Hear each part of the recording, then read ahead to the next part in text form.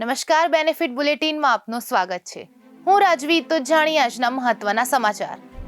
અમદાવાદના વાસણા વિસ્તારમાં પ્રવીણનગર પાસે અસામાજિક તત્વોનો આતંક વધ્યો. મોડી રાત્રે બ્રીઝા કારમાંથી ઉતરેલા 4 શખ્સોએ થાર પર પાઇપ અને દંડાથી કર્યો હુમલો.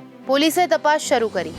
ગુજરાતી નાટ્ય જગત શોકમાં ડૂબ્યું. દિગ્ગજ કલાકાર રાજુ બારોટનું નિધન. ગુજરાતી નાટ્યને શિસ્ત, નૈતિકતા અને સામાજિક જવાબદારીનો દિશાસૂચક ગુમાવ્યો. તેમના કાર્ય અને વારસો રિહર્સલ રૂમ અને નાટ્ય જગતમાં જીવંત રહેશે. ધોળકાના કૌકા ગામે લગ્ન પ્રસંગમાં મીઠાઈ ખાધા બાદ ફૂડ પોઈઝનિંગ. 50થી વધુ લોકોની તબિયત લથડી, 5ની હાલત નાજુક. 108 એમ્બ્યુલન્સથી હોસ્પિટલ ખસેડાયા. આરોગ્ય વિભાગની તપાસ શરૂ.